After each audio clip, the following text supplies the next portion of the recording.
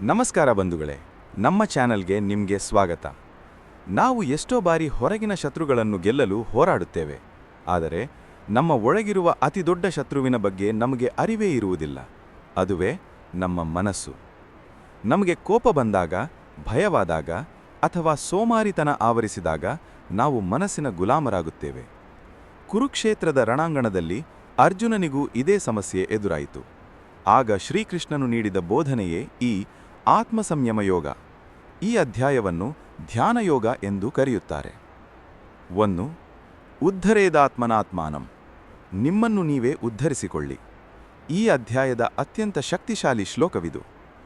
ಮನುಷ್ಯನು ತನ್ನ ಮನಸ್ಸಿನ ಮೂಲಕ ತನ್ನನ್ನು ತಾನು ಉದ್ಧರಿಸಿಕೊಳ್ಳಬೇಕು, ತನ್ನನ್ನು ತಾನು ಅಧೋಗತಿಗೆ ತಳ್ಳಬಾರದು.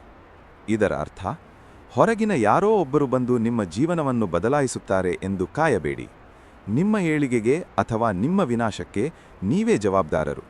ನಿಮ್ಮ ಮನಸ್ಸನ್ನು ನೀವು ಗೆದ್ದರೆ ನೀವೇ ನಿಮಗೆ ಮಿತ್ರ, ಸೋತರೆ ನೀವೇ ನಿಮಗೆ ಶತ್ರು. 2. ಯೋಗಕ್ಕೆ ಬೇಕಾದ ಸಮತ್ವ. ಒಬ್ಬ ಯೋಗಿ ಎಂದರೆ ಕೇವಲ ಕಾಡಿನಲ್ಲಿ ಕುಳಿತು ತಪಸ್ಸು ಮಾಡುವವನಲ್ಲ.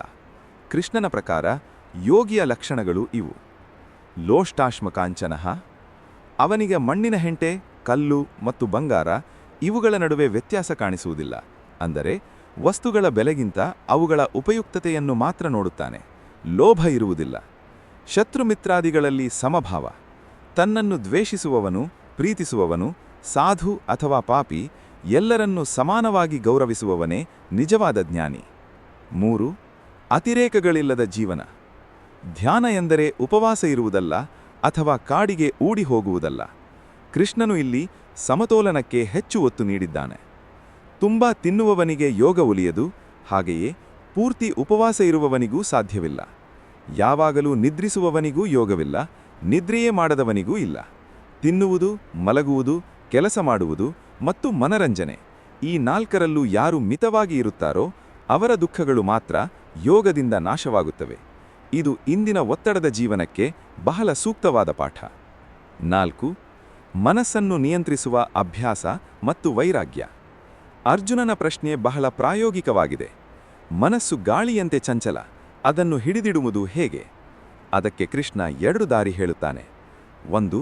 ಅಭ್ಯಾಸ. ಮನಸ್ಸು ಹೋದ ಕಡೆಯಿಂದ ಮತ್ತೆ ಮತ್ತೆ ಅದನ್ನು ಎಳೆದು ತಂದು ಗುರಿಯ ಮೇಲೆ ನಿಲ್ಲಿಸುವುದು. ಇದು ಜಿಮ್ನಲ್ಲಿ ಸ್ನಾಯುಗಳನ್ನು ಬೆಳೆಸಿದಂತೆ, ನಿರಂತರ ತರಬೇತಿ ಬೇಕು. 2. ವೈರಾಗ್ಯ. ನಮಗೆ ಯಾವುದು ಒಳ್ಳೆಯದಲ್ಲವೋ ಅಂತಹ ವಿಷಯಗಳ ಬಗ್ಗೆ ಮೋಹವನ್ನು ಕಡಿಮೆ ಮಾಡಿಕೊಳ್ಳುವುದು. ಉದಾಹರಣೆಗೆ ಫೋನ್ ನೋಡುವುದು ಅಥವಾ ಅನಗತ್ಯ ಆಲೋಚನೆಗಳಿಂದ ದೂರವಿರುವುದು. 5. ಯೋಗದ ಪರಮಸುಖ. ಧ್ಯಾನದಲ್ಲಿ ಮನಸ್ಥಿ ಸ್ಥಿರವಾದಾಗ ಏನಾಗುತ್ತದೆ? ಯೋಗಿಯು ತನ್ನ ಆತ್ಮಾನಂದದಲ್ಲಿ ತೃಪ್ತನಾಗಿರುತ್ತಾನೆ. ಅವನಿಗೆ ಹೊರಗಿನ ಇಂದ್ರಿಯ ಸುಖಗಳು ಅಲ್ಪವೆನಿಸುತ್ತವೆ. ಎಂತಹ ದೊಡ್ಡ ಸಂಕಷ್ಟ ಅಥವಾ ದುಃಖ ಬಂದರೂ ಅವನು ಅಲುಗಾಡುವುದಿಲ್ಲ. ಇದನ್ನೇ ಕೃಷ್ಣನು ದುಃಖ ಸಂಯೋಗ ವಿಯೋಗ ಎನ್ನುತ್ತಾನೆ, ಅಂದರೆ ದುಃಖದ ಸಂಪರ್ಕವೇ ಇಲ್ಲದ ಸ್ಥಿತಿ. 6. ಎಲ್ಲರಲ್ಲೂ ದೇವರನ್ನು ಕಾಣುವುದು. ಕೊನೆಯಲ್ಲಿ ಕೃಷ್ಣ ಹೇಳುತ್ತಾನೆ, ಯಾರು ಎಲ್ಲ ಜೀವಿಗಳಲ್ಲೂ ನನ್ನನ್ನು, ಅಂದರೆ ಪರಮಾತ್ಮನನ್ನು ಕಾಣುತ್ತಾನೋ ಮತ್ತು ಎಲ್ಲವನ್ನೂ ನನ್ನಲ್ಲಿ ಕಾಣುತ್ತಾನೋ ಅವನು ನನಗೆ ಎಂದಿಗೂ ದೂರವಾಗುವುದಿಲ್ಲ. ಇದು ಕೇವಲ ಭಕ್ತಿಯಲ್ಲ, ಇದು ವಿಶ್ವಪ್ರೇಮ. ಬೇರೆಯವರ ಕಷ್ಟವನ್ನು ತನ್ನ ಕಷ್ಟ ಎಂದು ಭಾವಿಸುವುದೇ ಅತಿ ದೊಡ್ಡ ಯೋಗ. ಈ ವಿಡಿಯೋ ಇಷ್ಟವಾದಲ್ಲಿ ನಮ್ಮ ಚಾನೆಲ್ ಅನ್ನು ಸಬ್ಸ್ಕ್ರೈಬ್ ಮಾಡಿ.